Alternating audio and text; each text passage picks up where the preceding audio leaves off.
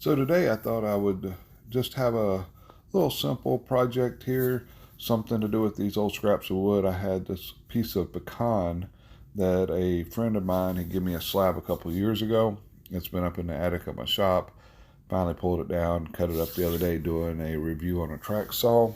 And so I ran it through the planer, got a nice smooth side on it, and then I ran this piece of walnut also through the planer and got a nice smooth side on one side of it. So I glued the two pieces together and probably didn't need all these clamps, but I got them, so why not?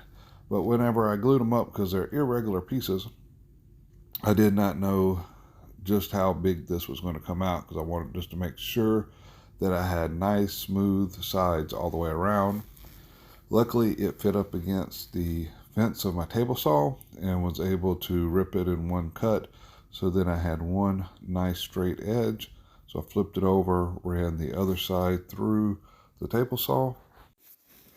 So after I ran the second side through, I went ahead and took this little scrap of plywood and marked the thickness of that little lip sticking out there where the pecan slab was a little bit bigger than the piece of walnut. And then I attached it to the front right here with a piece of double-sided tape. That way, when I ran it through the planer, that would catch the snipe. Because what happens is the carriage on these planers, whenever they first go in, it'll tilt, and that's what causes that snipe. So by putting this little piece of plywood up on the front, that keeps me from getting the snipe on my wood. Then I just come over here to my miter saw and went ahead, and both the long sides are now parallel with each other. The top surface is flat, so I just need a 90 on the ends. So easy way, I could either have done a cross cut sled, or I could just put it right here on the miter saw, and with this blade it cuts a nice smooth cut. And I mean, that's all we need is a nice perfect 90, and this saw definitely gets the job done. So you can use this technique here with any size. So I could have made this square, I could have made it oblong, whatever. But all you have to do is get you some sort of little strip here. And so I cut these little strips 3/4 of an inch, and I'm putting them around the outside. And what we're going to do is we're going to use a pattern cut bit, and this is going to be my pattern.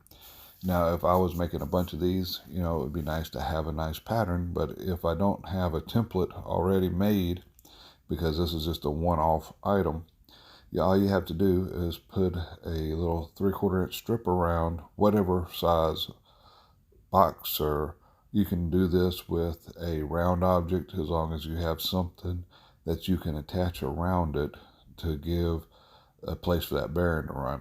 And now, if you notice this is square, it doesn't matter because it's not going to be square, because the bearing cannot go into a square hole. So it's going to make it a nice and round hole inside of here. And what I'm doing with this Forstner bit is just hogging out the majority of the material. Now that most of the material has been hogged out with the Forstner bit, I just loaded up my bowl bit into the router here, and it was just a matter of following around the edges of the little boards that we had stuck on here with the double-sided tape with the bearing, and then that kind of made the shoulder as it went down, cutting its way in.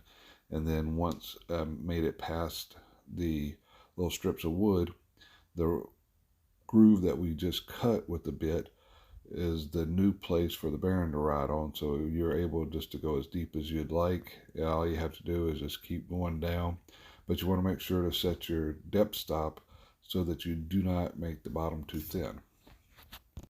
After we get all the material out of the center, I always, whenever I'm routing edges, I like to put my long edge down, and then I want to go ahead and cut that round over on my upright side so that when I go around the bottom, it also follows that curve around, and the same with the top. So it just seems like it gives a better appearance. And then I just flip it over and run it all the way around all four sides on the inside. And this just gives it a nice smooth edge all the way around. So it took me a while to find my finish that my go-to finish, and it was Cat's Moses on his video, and he gave a recipe about the mineral oil and beeswax.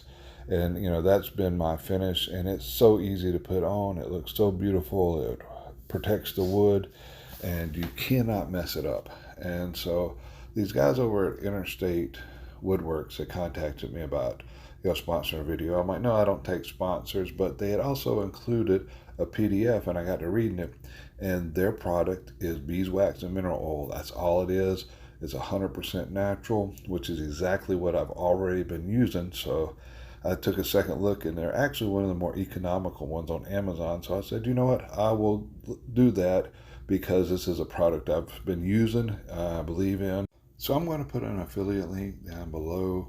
If you don't have your own finish or your go-to finish that you use, really go check these guys out. Like I say, it's one of the more economical ones out there, but it's completely the same exact stuff that I've been using for years.